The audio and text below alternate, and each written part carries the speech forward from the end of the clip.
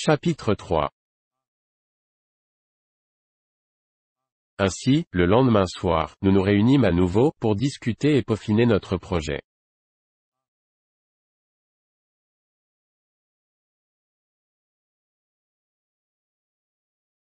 Maintenant, commença Harris, la première chose à régler, c'est de convenir de ce que nous emporterons.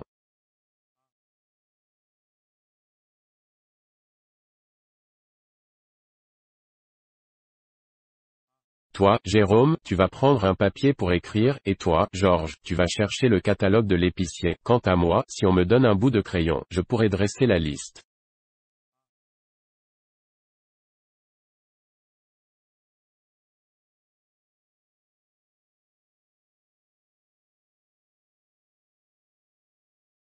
Ça, c'est Harris tout craché, toujours prêt à se charger lui-même de tout, et à coller la besogne sur le dos des autres.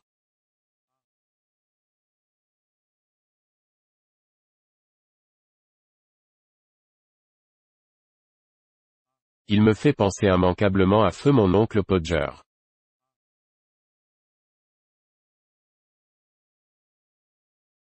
Vous n'avez pas idée du chambardement qui s'abattait sur la maison quand oncle Podger avait pris la décision de bricoler un peu.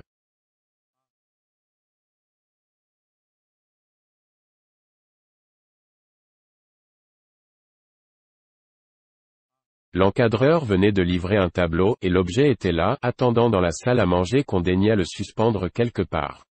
Ma tante Podger s'inquiétait, par où devait-on commencer, et oncle Podger répondait.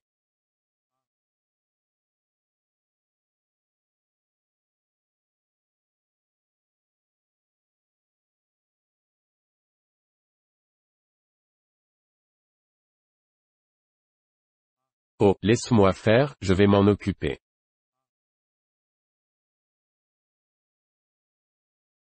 Que ni toi, ni personne ne se tracasse, je me charge de tout.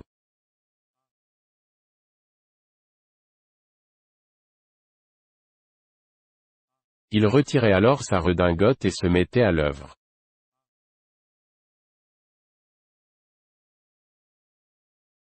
Il envoyait la bonne acheter pour 10 sous de clous, pressait l'un des garçons de courir après elle pour lui préciser la dimension adéquate et, ainsi, mettait peu à peu en branle-bas la maison entière.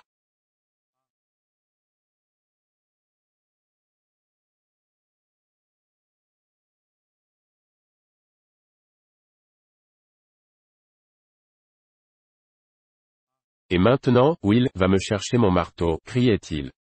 Et toi, Tom, apporte-moi la règle. Ah, il me faudra l'escabeau, et puis une chaise de cuisine. Jim, tu vas courir chez Monsieur Goggles et tu lui diras que ton papa le salue bien et espère que sa jambe va mieux, et qu'il lui demande de lui prêter son niveau d'eau.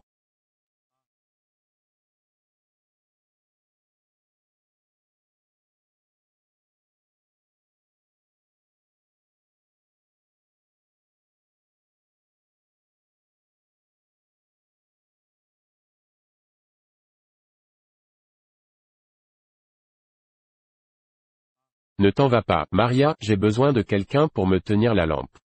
Quand la bonne reviendra, il faudra qu'elle ressorte chercher un bout de cordelière à tableau. Tom, où est Tom?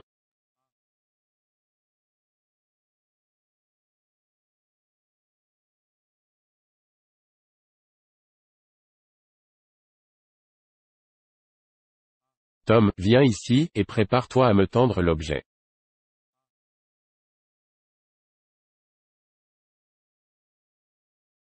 Enfin il soulevait le chef-d'œuvre pour le laisser échapper aussitôt. Le tableau sortait de son cadre, il essayait de rattraper le verre et se coupait la main. Alors il sautillait dans toute la pièce, à la recherche de son mouchoir.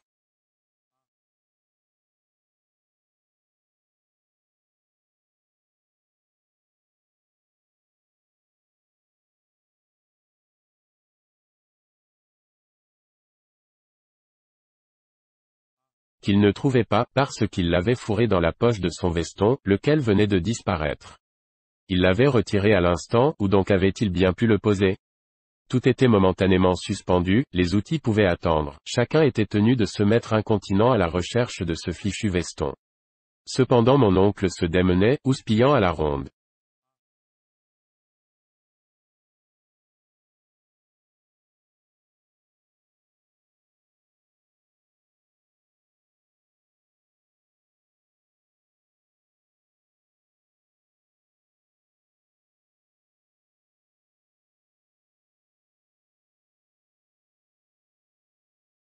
Il n'y a donc personne dans cette maison qui sache où est mon veston?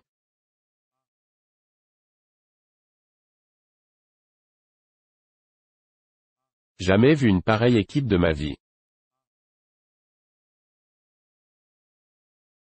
Vous êtes 6, et pas un qui soit capable de retrouver un veston que j'ai enlevé il n'y a pas 5 minutes, bon sang de bonsoir.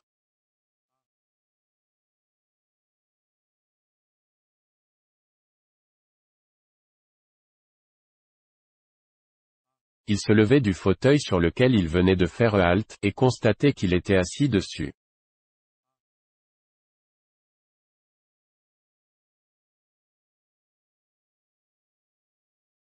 Oh, ne cherchez plus, s'écriait-il. Je l'ai retrouvé tout seul. Je me serais adressé au chat pour m'aider plutôt qu'à vous, que je n'aurais pas été plus mal servi.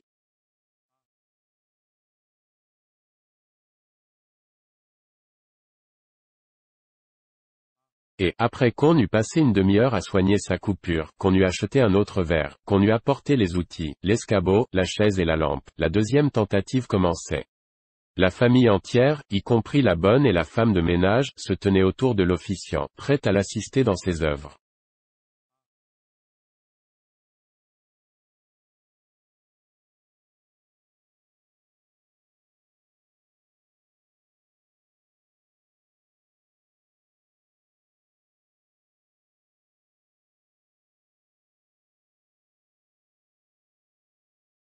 Deux personnes tenaient la chaise, une troisième l'aidait à monter dessus, une quatrième lui tendait un clou et la cinquième venait à peine de passer le marteau, que le clou lui avait glissé des doigts.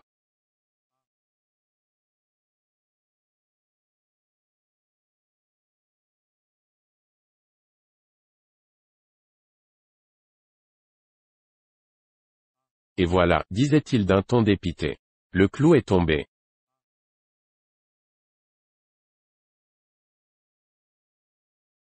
Et de nous mettre tous à quatre pattes à la recherche du clou, cependant qu'il restait planté sur sa chaise à ronchonner et à nous demander si on comptait le garder là toute la soirée.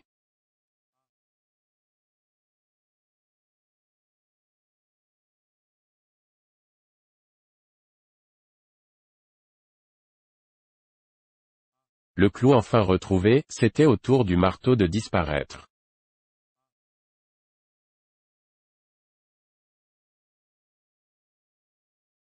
Où est le marteau, maintenant? Où ai-je mis ce fichu marteau? Vous êtes là 7, à me regarder les yeux ronds, et personne ne sait ce que j'ai fait du marteau.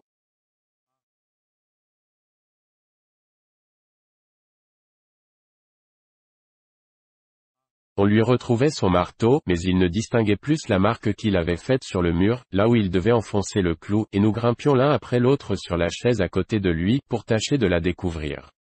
Chacun la situait à une place différente, se faisait traiter d'imbécile, et s'entendait ordonner de descendre.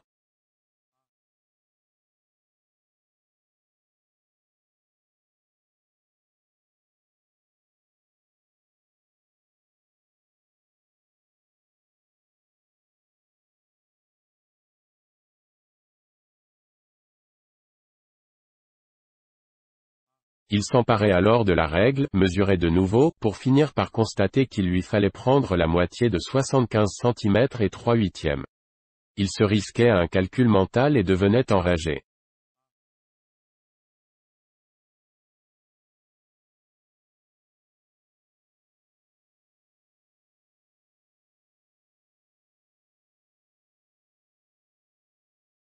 Chacun se creusait les méninges pour faire mieux, et chacun obtenait un résultat différent et se moquait de son voisin.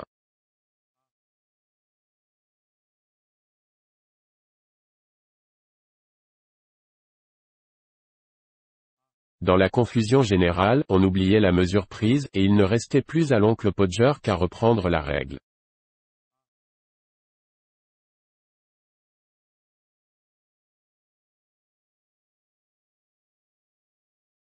Il utilisait un bout de ficelle, cette fois-ci, et, au moment critique où ce bon vieux crétin se penchait sur son perchoir selon un angle de 45 degrés, tentant d'atteindre un point que les lois de l'équilibre lui interdisaient, la ficelle lui faussait compagnie, il tombait à son tour et atterrissait sur le piano avec un très bel effet musical dû à l'ensemble parfait avec lequel sa tête et son corps venaient frapper les touches.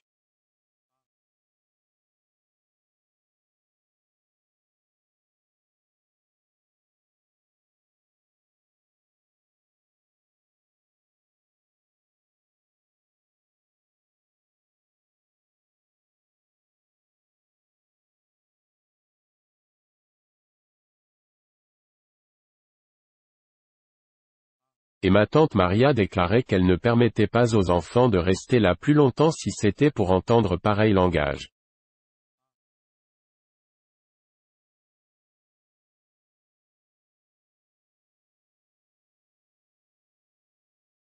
Pour finir, mon oncle Podger parvenait à situer de nouveau la place du clou, prenait ce dernier dans la main gauche, le marteau dans la droite.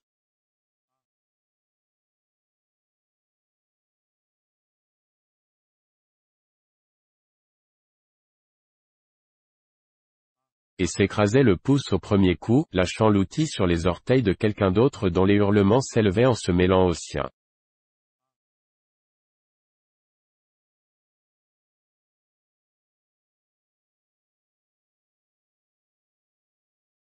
Ma tante Maria faisait doucement remarquer que la prochaine fois que mon oncle Podger entreprendrait de planter un clou dans le mur, elle souhaitait qu'il le lui fît savoir suffisamment à l'avance pour qu'elle se préparât à passer une semaine chez sa mère, le temps que le clou fût planté.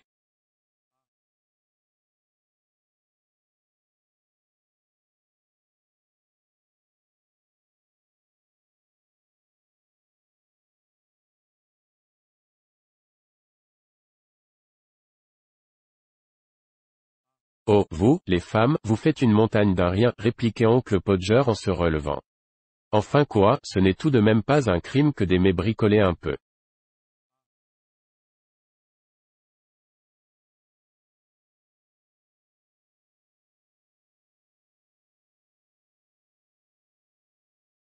Et il s'emparait à nouveau du clou et du marteau. Cette fois, il ne ratait pas son coup, le clou passait à travers le plâtre, et la moitié du marteau avec lui, et oncle Podger, emporté par l'élan, manquait s'écraser le nez contre le mur.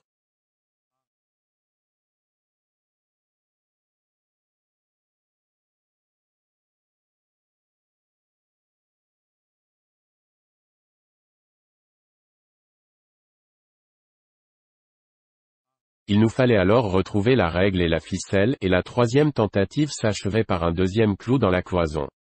Enfin, vers minuit, le tableau était accroché, de guingois et précairement, le mur alentour, sur plusieurs mètres carrés, semblait avoir essuyé un tir de mitrailleuse et tous, nous titubions de fatigue et de découragement, tous sauf oncle Podger.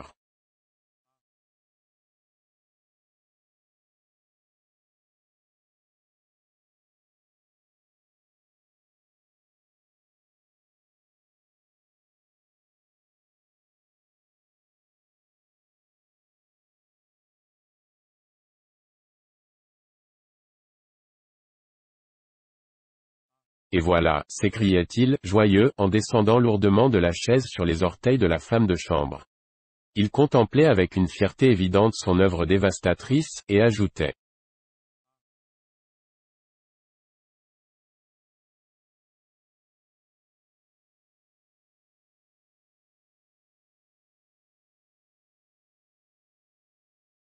Quand je pense qu'il y a des gens qui auraient fait venir un ouvrier pour une bricole de ce genre.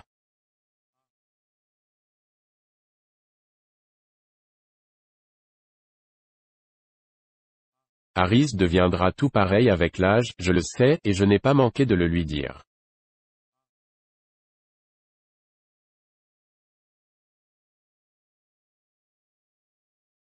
Pour le moment, je ne tenais pas à ce qu'il s'adjugeât d'office toutes les tâches.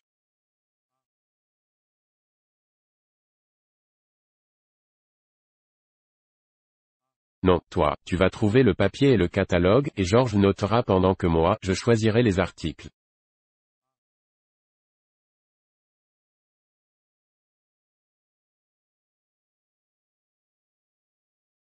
Nous dressâmes une première liste que nous dûmes écarter.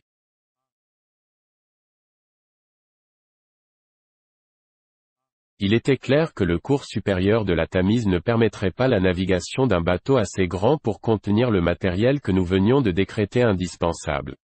Nous déchirâmes donc la liste, et en entreprîmes une autre.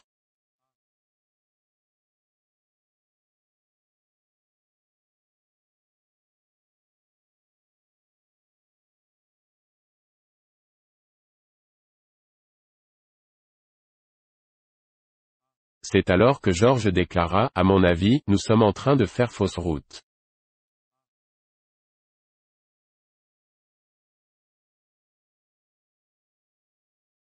Il ne faut pas s'inquiéter du nécessaire, mais seulement de l'indispensable.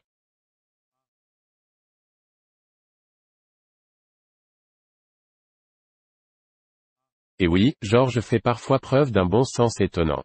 Vous en seriez surpris.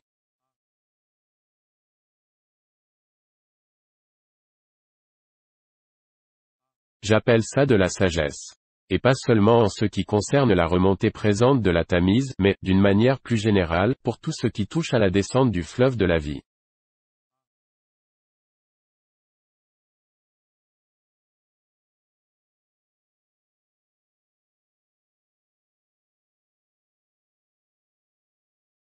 Combien de gens, dans ce voyage, chargent leur bateau, jusqu'à le mettre en danger de sombrer, de toute une cargaison de vanité qu'ils tiennent pour indispensable à leur bien-être, et qui ne sont en fait qu'encombrantes futilités.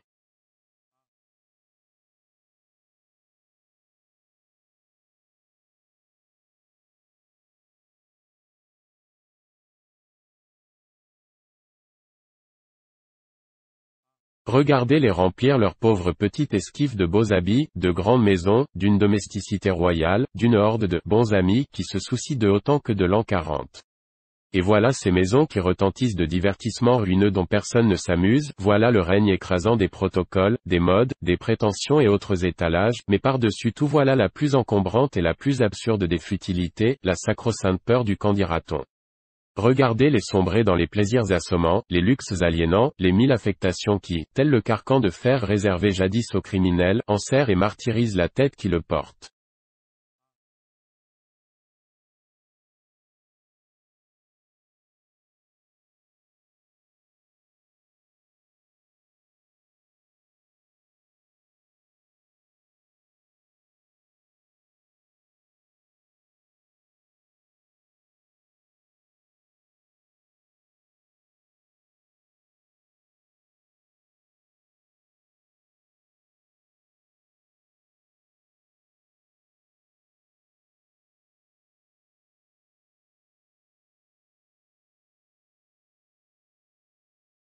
Tout cela, frère, n'est que surcharge négligeable et rien de plus.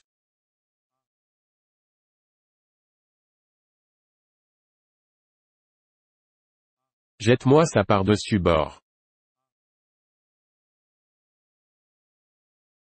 Ta barque en est si lourde que tu peines à la rame.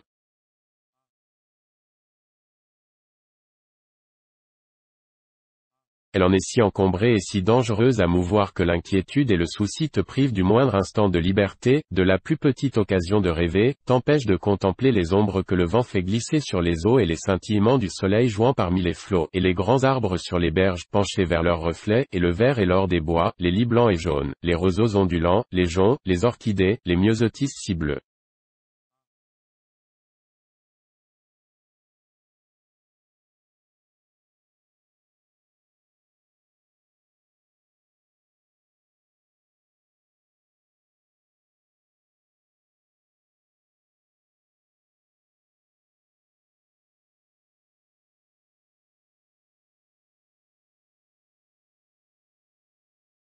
Jette ta charge par-dessus bord, frère.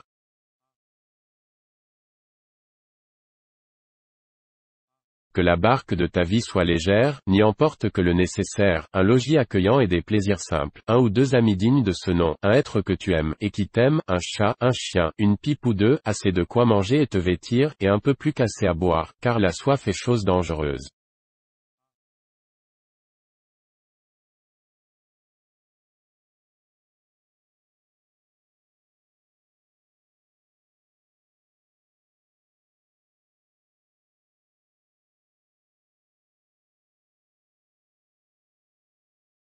Tu verras alors comme le voyage sera doux.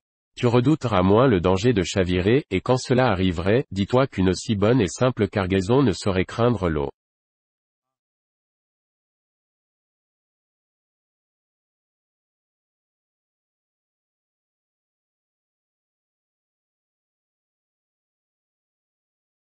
Tu auras le temps de méditer tout comme celui de travailler.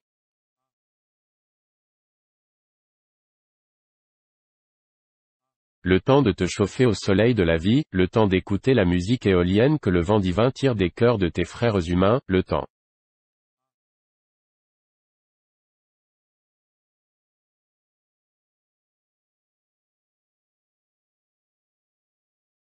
Veuillez m'excuser, je divague. Où en étais-je resté?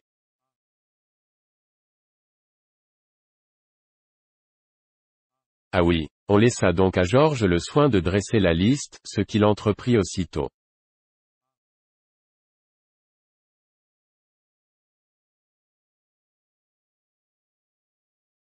Nous ne prendrons pas de tente, suggéra-t-il, nous équiperons le bateau d'une bâche.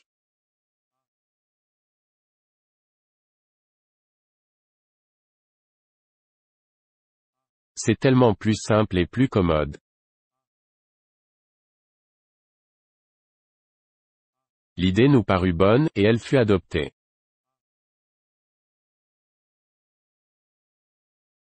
Savez-vous en quoi cet aménagement consiste exactement?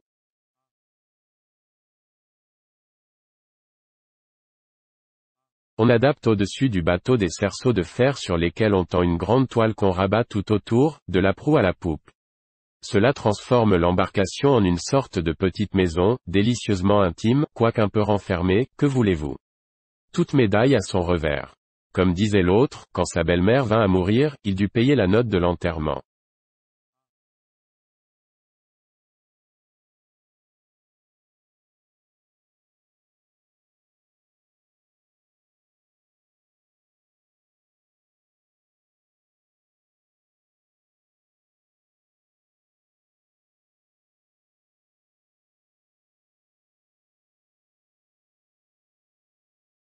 Georges décida que, dans le cas présent, nous devions nous munir d'une couverture chacun, d'une lampe, de savon, d'une brosse et d'un peigne pour tous, d'une brosse à dents pour chacun, d'une cuvette, de dentifrice, d'un nécessaire à raser, et d'une paire de grandes serviettes éponges pour le bain.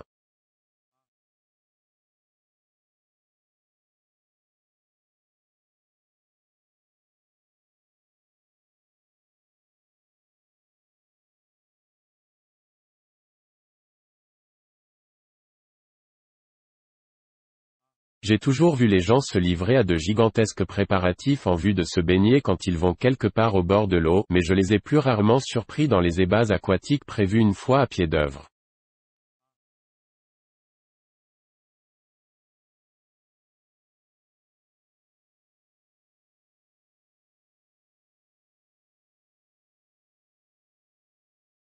C'est la même chose quand on se rend en bord de mer.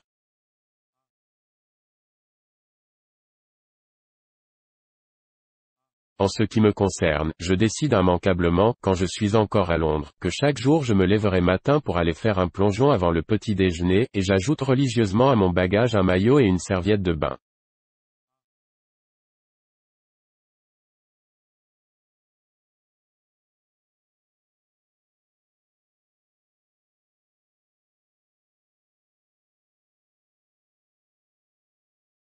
Je choisis toujours des maillots rouges. Je me plais bien en maillot rouge. Cela me va au teint.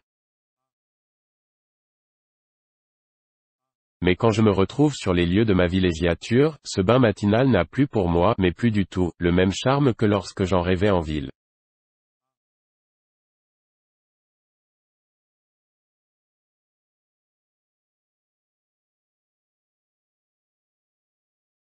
Au contraire, je me sens tout à coup d'humeur à traîner au lit jusqu'au dernier moment, et je finis toujours par n'en sortir que pour prendre mon petit déjeuner.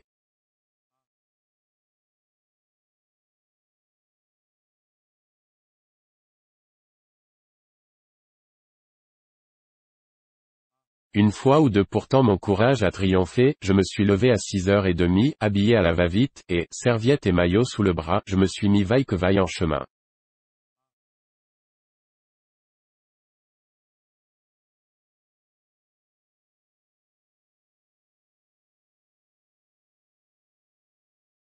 Je n'en garde pas un bon souvenir.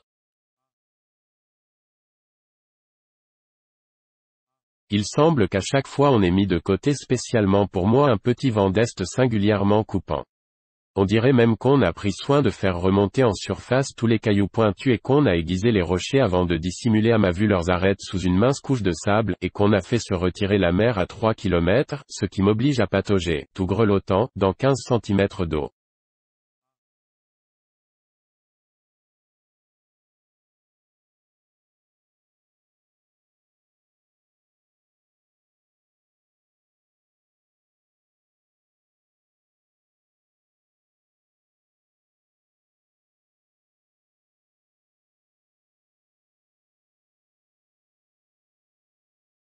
Et quand je parviens enfin à une profondeur raisonnable, l'eau est glacée et franchement infecte.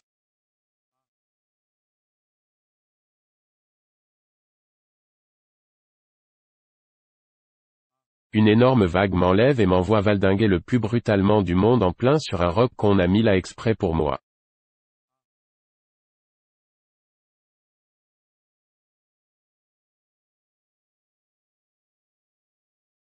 Et avant que j'aie pu pousser le moindre aïe, ouille, et faire le compte des membres qui me restent, voilà la vague qui se retire en m'emportant au large.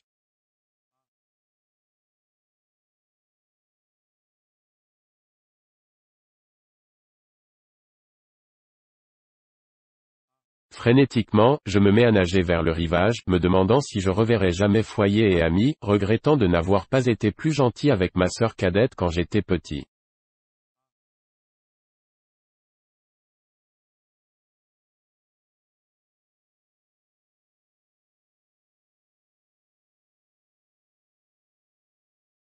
Et c'est à l'instant même où tout espoir me quitte qu'une autre vague, déferlant, me ramène brutalement sur le sable où elle me plaque comme une étoile de mer. Je me relève, m'ébroue, me retourne, et découvre que les profondeurs où je viens de lutter désespérément avec la mort, voisinaient les 60 centimètres.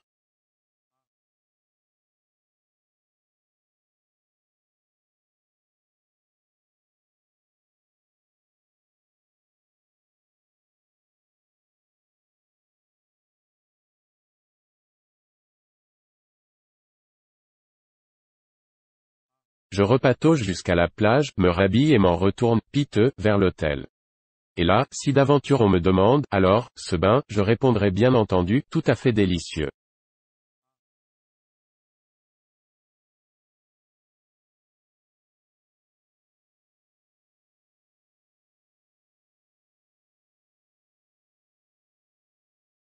Pour le moment, nous parlions tous comme si nous allions nager longuement chaque matin.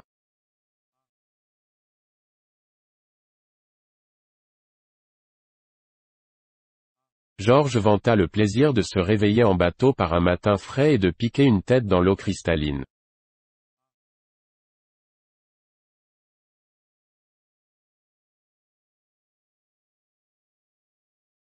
Harris affirma qu'il n'y avait rien de tel qu'une petite trempette avant le déjeuner pour vous mettre en appétit.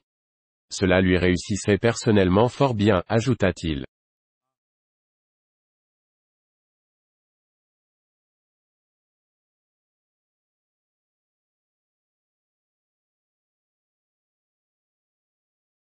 Georges protesta que si la baignade devait rendre Harris encore plus glouton qu'à l'ordinaire, il était préférable qu'il s'en abstînt.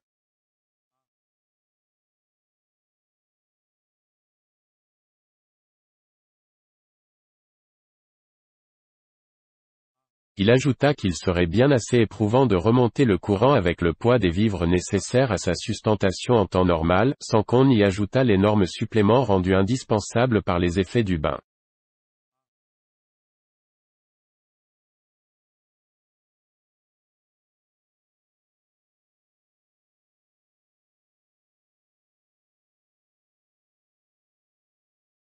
Je fis cependant valoir à Georges l'insigne avantage d'avoir à bord un Harris propre et frais, même si ce devait être au prix de quelques quintaux de provisions en plus. Il finit par se ranger à mon avis et retira son veto.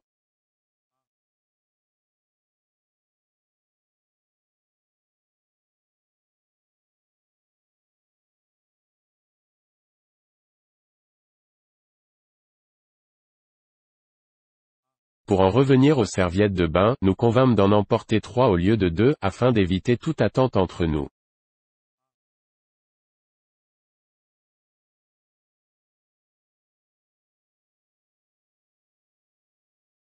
Comme vêtements, George estima que 2 complets de flanelle suffiraient, car nous pourrions les laver nous-mêmes dans le fleuve quand ils seraient sales.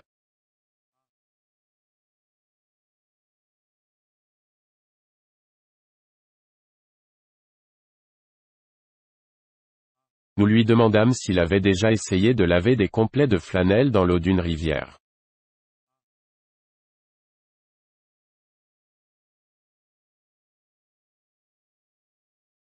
Non, pas vraiment, admit-il, mais il connaissait des gars qui l'avaient fait, et ce n'était pas la mer à boire.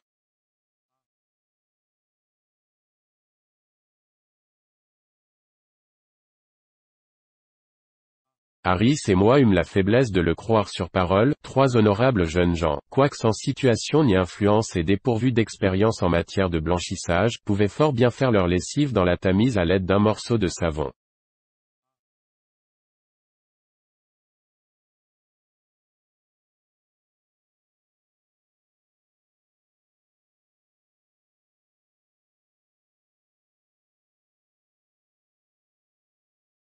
Nous ne tarderions guère à apprendre, trop tard est là, que Georges nous avait abusés et qu'il n'entendait rien à la question.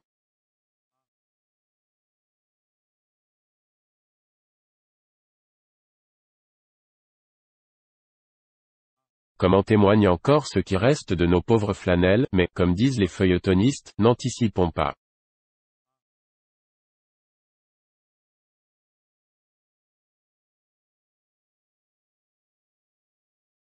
Georges insista pour que nous prenions des sous-vêtements de rechange et quantité de chaussettes. Si nous chavirions, au moins pourrions-nous nous changer. Il recommanda aussi une cargaison de mouchoirs pour essuyer tout ce qu'il serait utile d'essuyer, et une paire de chaussures en cuir, en plus de nos sandales de canotier, au cas où un naufrage nous ramènerait sur le plancher des vaches.